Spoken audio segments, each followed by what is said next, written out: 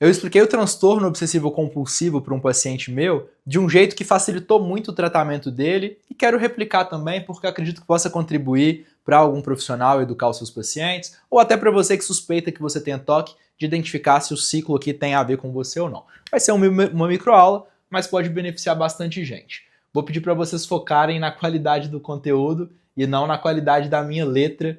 Prometo tentar fazer uma letra menos de médico possível para ficar tudo muito claro, tá? Meu nome é Pedro Melo, sou médico psiquiatra, por isso eu tenho propriedade para falar sobre esse tema. Vamos lá. Como que é o ciclo do toque? Primeira coisa, o toque, ele cria uma narrativa fake, como se a narrativa fake fosse um valor que valesse a pena a sua preocupação. Vou dar um exemplo com uma situação bem corriqueira no nosso dia a dia para isso ficar bem claro. Imagina que o valor da vida da sua mãe seja algo muito importante para você. É importante para você a segurança e a vida da sua mãe. Então, uma possível narrativa do fake do toque seria te falar que a saúde da sua mãe e a sobrevivência da sua mãe depende dele. O que ele vai fazer como situação gatilho na sua vida? O que seria a situação gatilho para o toque? Falar que se o seu chinelo está virado, aquilo coloca a sua mãe em risco. Então, o chinelo virado pode ser uma situação gatilho. Então, tem a narrativa fake, que é o valor da vida da sua mãe, e uma situação gatilho que não tem nada a ver com a vida da sua mãe, é ver o chinelo virado. O que sugere em você, uma vez que isso envolve algo que é muito importante para você, como a saúde da sua mãe? Gera ansiedade, gera desconforto. A ideia de acontecer alguma coisa ruim com a sua mãe gera repugnância. Um pensamento que através de uma situação gatilho gera ansiedade e repugnância é um pensamento intrusivo, é um pensamento indesejado.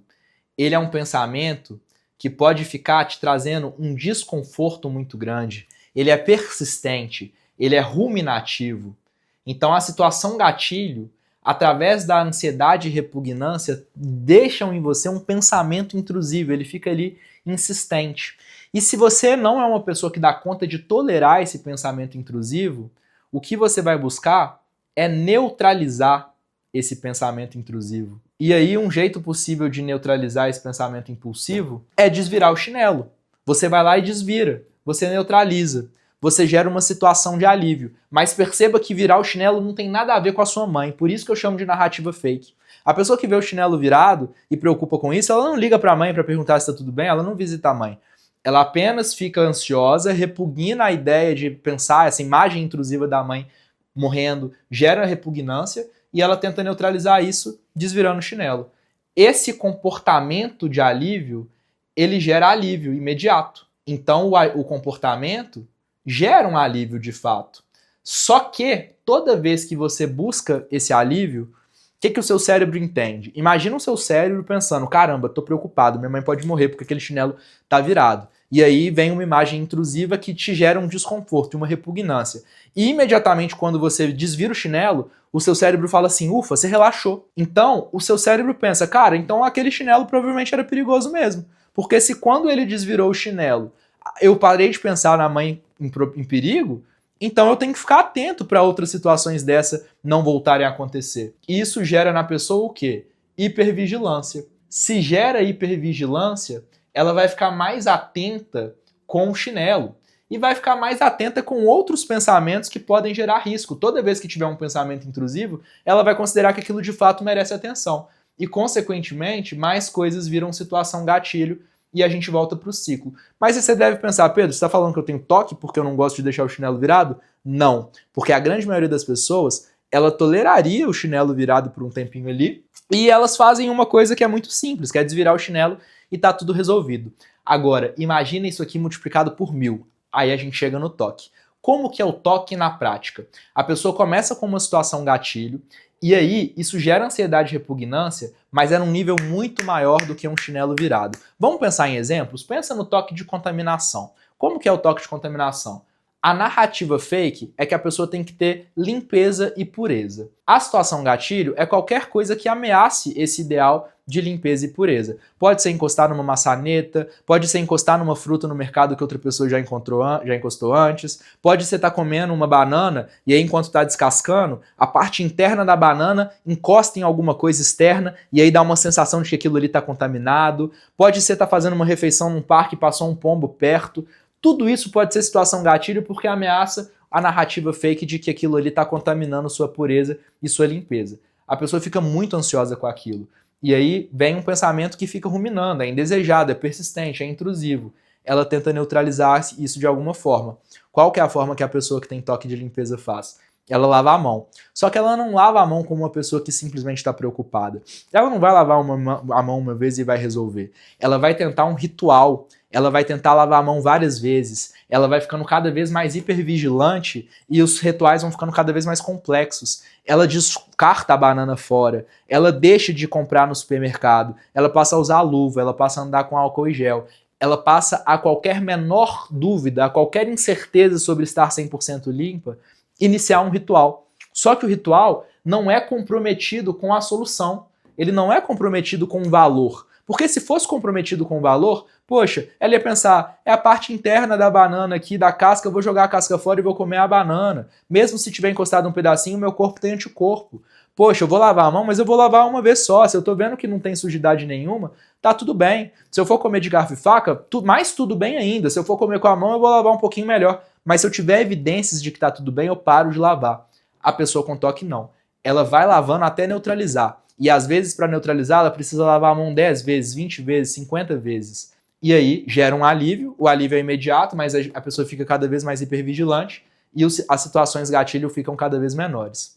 Outro exemplo, toque de conferência. O que pode ser uma narrativa fake do toque de conferência? Tem que garantir que está tudo em ordem, que está tudo sob controle, que está tudo seguro. O que pode ser uma situação gatilho? Simplesmente sair de casa pode ser suficiente para a pessoa ter um medo de estar deixando alguma coisa desorganizada para trás. Gera ansiedade, gera repugnância.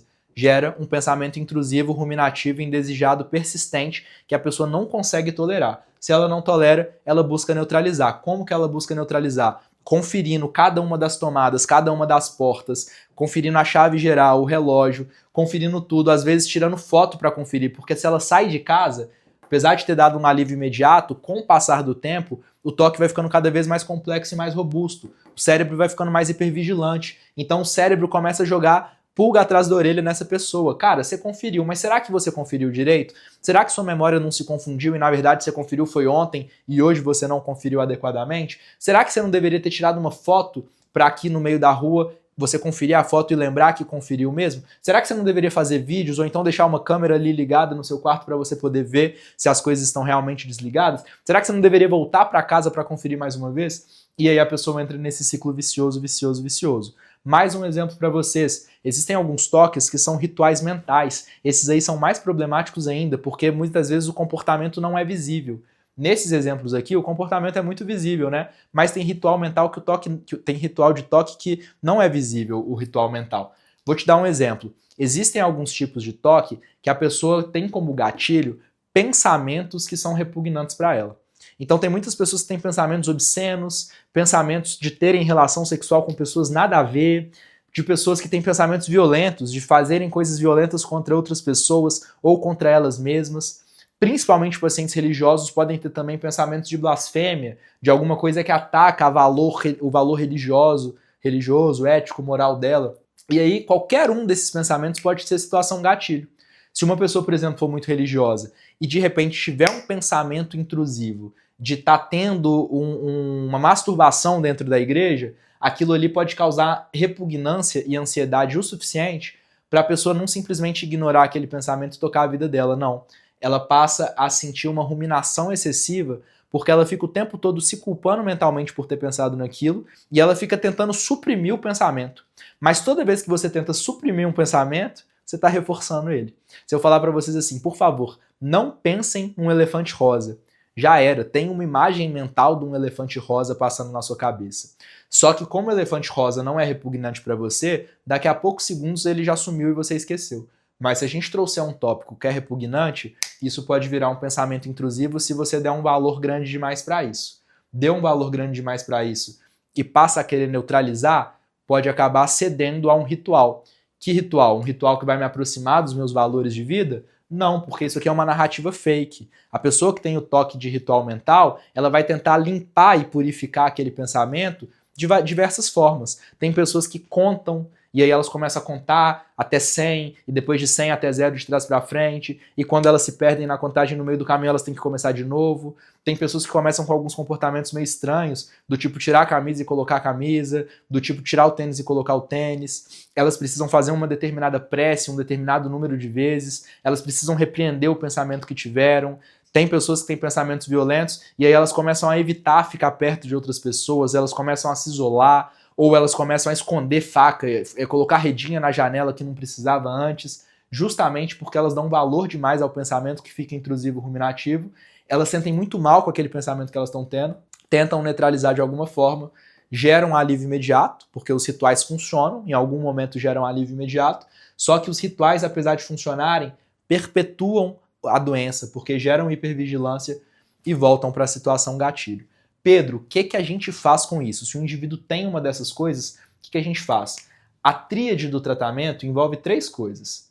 Psicoeducação, envolve psicoterapia, geralmente a terapia cognitivo-comportamental, de preferência com uma técnica que se chama exposição com prevenção de resposta, é em inglês a sigla, e a farmacologia, porque as medicações podem ser bem-vindas.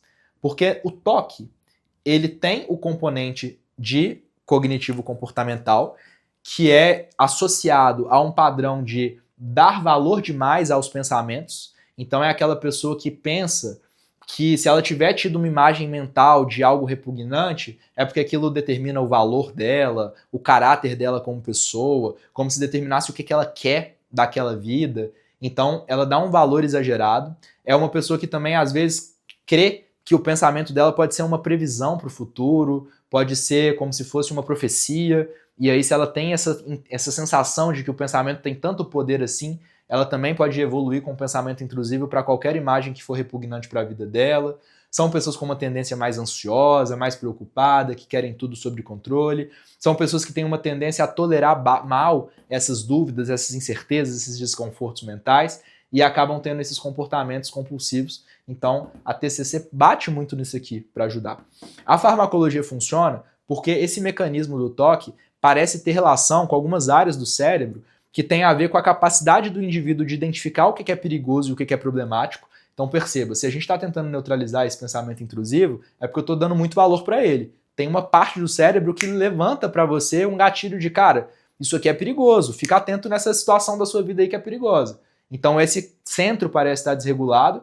E a gente também tem uma parte do cérebro que filtra, depois que o cérebro faz um rastreio do que é perigoso ou não, a gente precisa de um filtro para diferenciar. Olha, você pensou em várias coisas perigosas, essa aqui faz sentido, essa aqui não faz, essa aqui não faz sentido mais. E essa parte também parece estar desregulada, tem a ver com neurotransmissores como a serotonina, como a dopamina, e aí existem medicamentos específicos que podem ser muito úteis, inclusive, quando a gente pensa em TOC, às vezes medicamentos em dose alta salvam a vida da pessoa. Então quebrar estigmas com a farmacoterapia também pode salvar. E por último, a psicoeducação, que é o que eu estou trazendo aqui. Porque, gente, tem alguns estudos que mostram que o TOC demora mais de uma década para ser diagnosticado nas pessoas. Então as pessoas não sabem que ela tem TOC. É um curso de progressão de doença muito variável. Então pode dar em homem, pode dar em mulher, pode dar em criança, adolescente, adulto. Pode ser uma progressão contínua e aí a pessoa vai se acomodando com os sintomas e passa batido. Pode ser um curso variável, de começar a ter momentos de mais agudização, momentos de remissão e a pessoa vai empurrando com a barriga. E muita gente não sabe que aquilo é uma doença, não sabe que aquilo ali rouba o tempo dela, porque o indivíduo fica preso nesse ciclo. O indivíduo muitas vezes perde horas do dia dele, ele se atrasa para compromissos, ele fica constrangido de exercer os rituais compulsivos dele para ficar neutralizando o pensamento que angustia, que traz repugnância, que traz ansiedade. Essa pessoa fica desconcentrada, ela fica com a autoestima baixa, às vezes ela evolui com depressão, ela evolui com uma ansiedade generalizada, ela passa a pensar em TDAH porque ela não consegue mais concentrar em nada, porque ela está presa nesse ciclo. Então o TOC é uma prisão para muita gente. E existem estudos que mostram que pode demorar até mais de 12 anos, em média 12 anos na verdade, entre o início dos sintomas e a busca pelo tratamento efetivo. Isso tem a ver com a falta de conhecimento das pessoas sobre a condição, tem a ver com a falta de conhecimento de muitos profissionais e muito preconceito também com a psiquiatria. Então a psicoeducação é isso que eu estou falando aqui. Dito isso, pessoal, esse ciclo tem nome, sobrenome e tem cura. É o transtorno obsessivo compulsivo. Se você desconfia que você tem isso, ou você acha que alguém próximo a você possa ter isso, cara, oferece ajuda, porque como eu falei, é uma das condições mais inviabilizantes e tristes que a gente tem na psiquiatria, e muita gente tem isso em silêncio. Então espero que essa microaula tenha ajudado mais alguém aí também, e se precisarem de alguma ajuda em relação a isso, podem contar comigo, tá bom? Um abraço e bom dia para vocês.